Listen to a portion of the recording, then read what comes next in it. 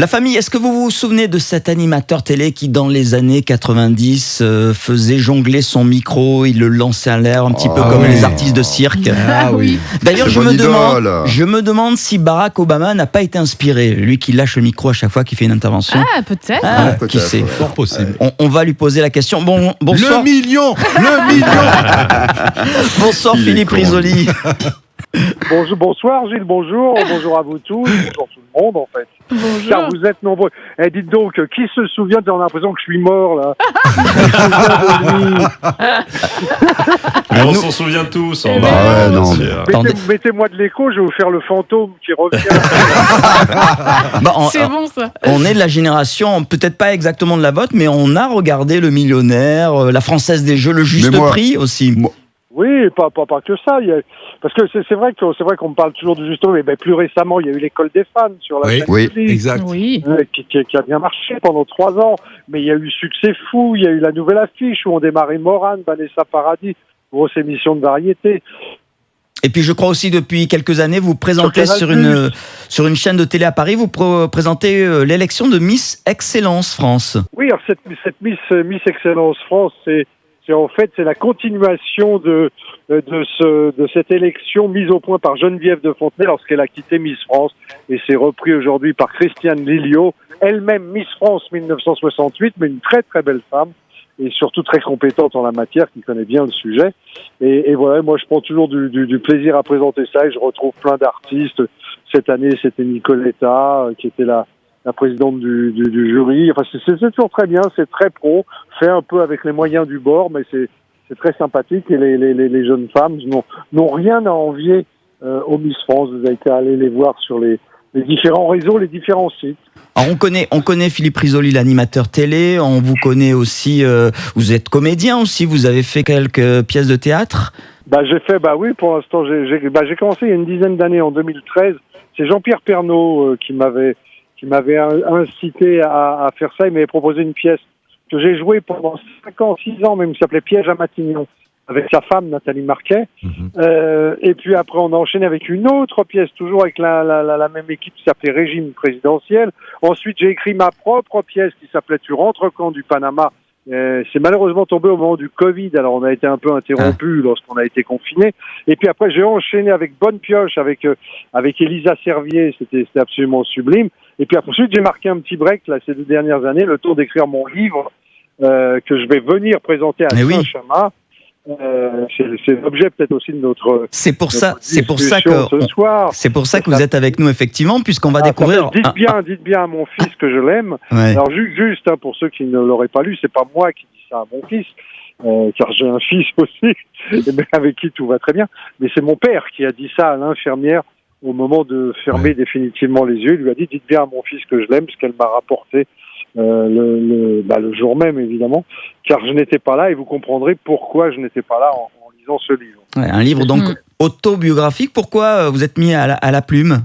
D'abord parce que j'ai toujours adoré écrire. C'est pas mon premier livre, j'en avais déjà écrit un où je racontais le millionnaire. J'en avais écrit un autre, un deuxième qui s'appelait Les perles de la télé, où j'ai relevé un petit peu toutes les histoires. Mais c'est mon premier bouquin très personnel, très autobiographique, que j'ai traité sous forme de roman. En fait, si vous voulez, à travers, c'est un réveillon de Noël, c'est la réunion d'une famille, le père, la mère, la grand-mère, les oncles, les tantes, etc. Il y a un enfant qui est là, qui a 12 ans, c'est moi, d'où la couverture. C'est pour ça que sur la couverture, j'ai une 12aine d'années. Vous n'avez pas changé, hein?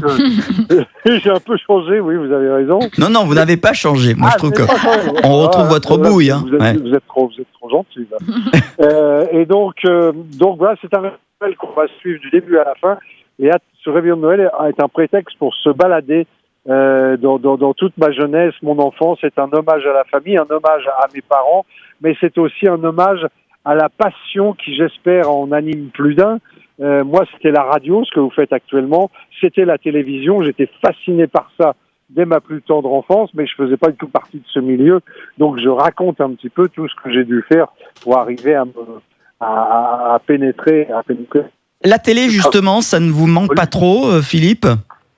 La télé, les chaînes. Vous savez, alors je reviens sur votre toute première phrase que vous avez dit. Vous vous souvenez de lui dans les années, mais alors, je suis pas mort. Et deux, rien ne dit que je vais pas en faire. Regardez bien ce qui peut se passer. Regardez. Là, vous êtes en train de teaser. Ça veut dire qu'il y a quelque chose qui se prépare, le retour de Philippe Risoli sur une chaîne nationale? Mais non, mais vous savez, c'est un métier. Quand on aime ça, et quand je crois, on est professionnel, enfin, on travaille dans les règles de l'art, si j'ose dire, et qu'on a la chance. Vous savez, c'est vrai que pendant un petit moment, on m'a moins vu, même si j'étais là et si j'ai fait un tas de choses, hein. Mais c'est vrai qu'on m'a, quand vous êtes sur TF1, à l'heure du déjeuner, que vous faites à l'époque 12 millions de personnes le dimanche au moment de la vitrine du Juste Prix, que vous êtes à l'antenne absolument tous les jours, plus les prime time, où vous faites autant, on ne vous oublie pas du jour au lendemain. Et quand vous avez la chance d'être, je le constate dans les salons du livre que je fais actuellement, mais aussi au théâtre où généralement les salles sont pleines, d'être dans le cœur des spectateurs, eh bien rien ne dit que vous savez, les professionnels s'en rendent compte de ça. Et vous n'êtes jamais à l'abri d'un coup de téléphone, d'un producteur, d'une productrice, d'un diffuseur qui peut vous dire tiens, j'ai un petit truc, est-ce que ça peut t'intéresser? Ça s'est déjà produit, on m'a déjà proposé des choses, parce que là je suis en train d'écrire la suite de mon livre, où je raconte un petit peu justement quelques dessous de ma carrière, les embûches, pourquoi à un moment on m'a beaucoup moins vu, qu'est-ce qui s'est passé, parce que encore une fois, quand on lit dites bien à mon fils que je l'aime, là, le livre que je vais défendre encore à Saint-Chamas ce week-end, on se rend compte que je fais partie de cette génération, les Drucker, les Foucault, pas qui sont un petit peu plus âgés, mais tous les autres, les De Chavannes, les Reichmann, etc., qui sont des passionnés de ce qu'ils font. Donc on peut pas dire du jour au lendemain, j'arrête, je passe à autre chose. Non, c'est pas vrai. Celui qui vous dit ça, il vous ment. Donc, mais ça n'empêche qu'on peut trouver son plaisir à faire autre chose. Moi, quand je suis sur une scène de théâtre, je m'amuse comme un petit fou avec mes camarades, j'adore ça. Ça veut pas dire que j'oublie la télévision. Vous voyez ce que je veux dire. Même chose pour la radio, que j'adore tout autant d'ailleurs.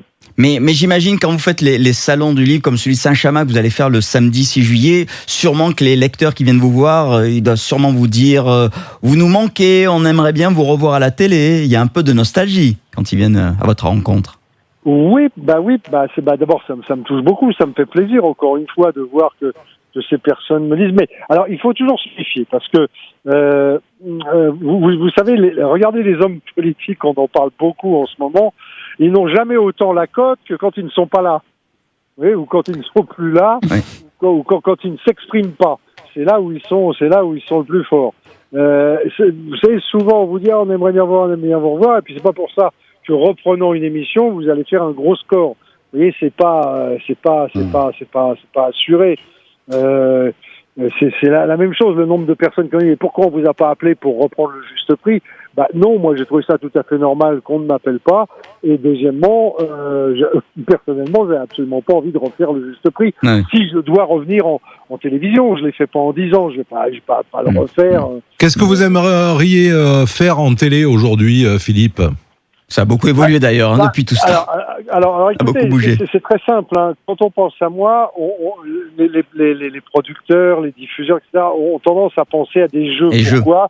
Parce que j'ai fait Star Quiz, le premier jeu, on va dire de l'ère moderne sur Canal+, ça a fonctionné. Puis j'ai fait Jeopardy, puis j'ai animé Interville, puis j'ai animé Millionnaire, dont personne croyait dans ce concept au départ.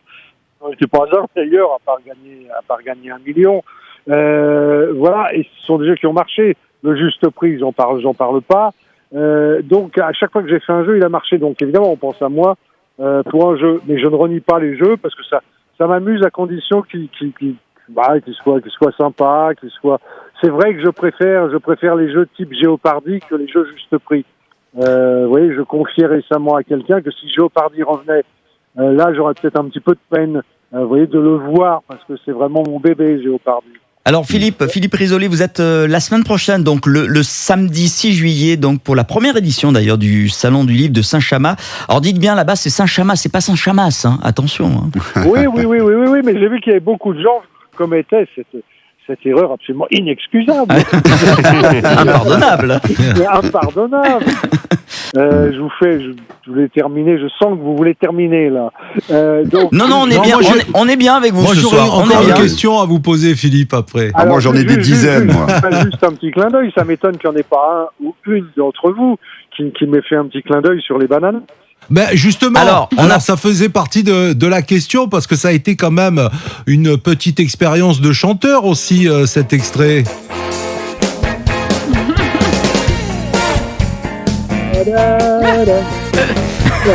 Eh oui, on l'avait préparé. Eh oui. Vous avez bien raison.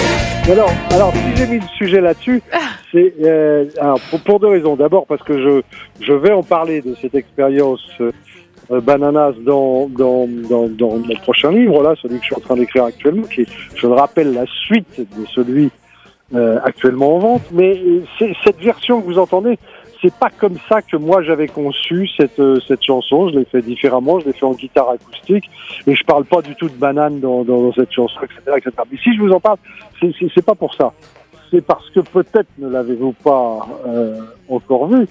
Et cette version va ressortir prochainement, et va ressortir interprétée par Julien Doré. Ah, d'accord. D'accord. Excellent, ça. Ah, mais ça, c'est un une bonne, scoop, ça, là. c'est un scoop, Ah ouais, ouais. vous nous sortez, là. Franchement, Ah ouais. ouais. Et je peux vous dire, et vous doutez bien que j'ai entendu, là, que je suis allé rencontrer Julien Doré, et que sa version, elle est formidable. C'est chouette. C'est génial. C'est vraiment un truc absolument génial. Allez voir sur les réseaux, parce que si je me permets de le dire aujourd'hui, vous êtes les premiers à qui j'en parle, mais c'est parce que lui l'a officialisé hier soir, en fait. Regardez, il a balancé un petit clip sur les réseaux sociaux, et notamment sur Insta, et vous allez voir. Alors on écoute un petit extrait de Philippe Risoli. Découpées en dos, les patatos, cuitas, les bananas, découpées en dos, les patatos. Alors Philippe Risoli, une autre petite question. Vous avez raconté une fois que, bon, c'est vrai que vous avez gagné beaucoup d'argent à la télévision, notamment sur TF1. Et est-ce que vous avez gardé le cabriolet qui vous permettait de vous déplacer aux Acédiques? Je vois que vous avez lu mon livre. Oui, j'ai dû le raconter. Alors, je m'en suis séparé. Alors, pas du tout pour des raisons financières, hein, parce que j'en avais plus l'utilité, et que voilà, je regrette parce que j'adorais cette voiture. C'est vrai que c'était un peu bizarre. Alors, j'ai gagné beaucoup d'argent, pas exagéré non plus, hein, je suis pas un milliardaire, entendons-nous. Je suis tout à fait dans la moyenne, mais vous savez, là c'est un autre sujet, je vais pas rentrer là-dedans, mais Ouais, c'est pas le sujet du soir. Oui, mais enfin, ça fait rien. C'était quand même, c'est une belle anecdote que vous racontez lorsque vous dites que vous êtes allé aux Acédiques avec votre cabriolet, quoi. Je la raconte parce qu'elle est réelle. Bien sûr. Pourquoi j'y suis allé? Simplement parce qu'un ami médecin m'a dit, tu sais, tu devrais quand même t'inscrire, parce que si t'arrives un pépin de santé, j'ai toujours été en forme jusqu'à présent, mais il m'a dit, si t'arrives un pépin de santé, tes soins ne seront pas remboursés, tu ne bénéficieras pas de la sécurité sociale. Alors, compte tenu quand même des cotisations énormes que j'ai payées pendant des années, c'était un peu dommage de ne pas en bénéficier. Donc, je m'y suis inscrit, non pas pour toucher quoi que ce soit, d'ailleurs, je n'ai jamais rien touché, à cette époque-là en tout cas, parce qu'il y a des histoires de délai de carence, c'est compliqué. Oui. Mais évidemment, ce qui est le côté étonnant de l'histoire, c'est mon arrivée, c'est la personne qui me reçoit qui se demande ce que je fous là, quoi, finalement. mais moi aussi, d'ailleurs. Donc c'était un peu compliqué tout ça. Mais enfin bon, c'est vraiment, c'est un palais, ce dont on parle là, ça date d'une vingtaine d'années déjà, hein. Vous êtes dans le sud, donc la semaine prochaine. Vous connaissez un petit peu notre région, Philippe? Oui, on n'a pas vraiment parlé de ma venue à Saint-Chamas, que je ne connais pas, mais que je suis ravi de découvrir, et surtout ravi de faire la connaissance des organisateurs, qui sont des gens absolument charmants, qui ont l'air d'organiser. Je crois que c'est la toute première édition. Oui, c'est ça. C'est avec l'association Unisson. Ouais. Exactement. Et puis je vais retrouver quelques petits camarades d'ailleurs de radio, de télévision, qui sont là également. Tiens, à propos de radio et de télévision, mon livre, dites bien à mon fils que je l'aime, donc aux éditions de l'Archipel, vient de recevoir il y a une quinzaine de jours le prix Jean-Noël. Alors ça vous dites tiens Jean-Noël c'est qui, c'est quoi? Ben, tapez son nom, vous allez voir, c'est un de vos prédécesseurs. C'est un monsieur qui a pratiquement tout créé en matière de télévision. Oui. Mais c'était les années 50, années 50, années 60. Oui, bien sûr. Vous étiez pas né, et moi non plus d'ailleurs. Mais peu importe. Du temps de Louis XIV, j'étais pas né non plus, et je le connais un peu. Donc c'est toujours intéressant de savoir qui nous a précédés, et surtout qui a innové en matière de télévision. Voilà. Donc ça récompensait un livre et un auteur dont le sujet était quand même axé un petit peu sur les médias, même si ce n'est pas l'intégralité de mon livre qui, je le disais tout à l'heure, traite de ces années 60, 70, 80, ce qu'on a appelé les 30 glorieuses, vous voyez. Ouais. Merci beaucoup Philippe Risoli d'avoir été avec nous dans la famille merci ce beaucoup. soir. Moi j'ai été très ému de vous avoir parce que j'ai pas trop parlé, mais franchement moi je vous adore, je vous aime.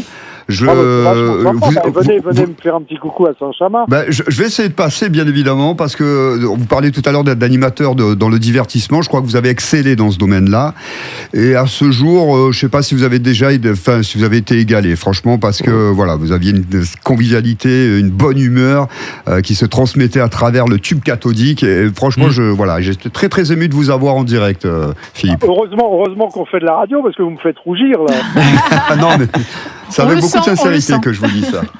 Voilà, venez rencontrer donc l'auteur là cette fois-ci, Philippe Risoli, pour dédicacer son livre. Dites-lui bien que je l'aime. Il sera donc à la première édition du salon. Non, c'est pas dites-lui bien que je l'aime. Ça, c'était un film.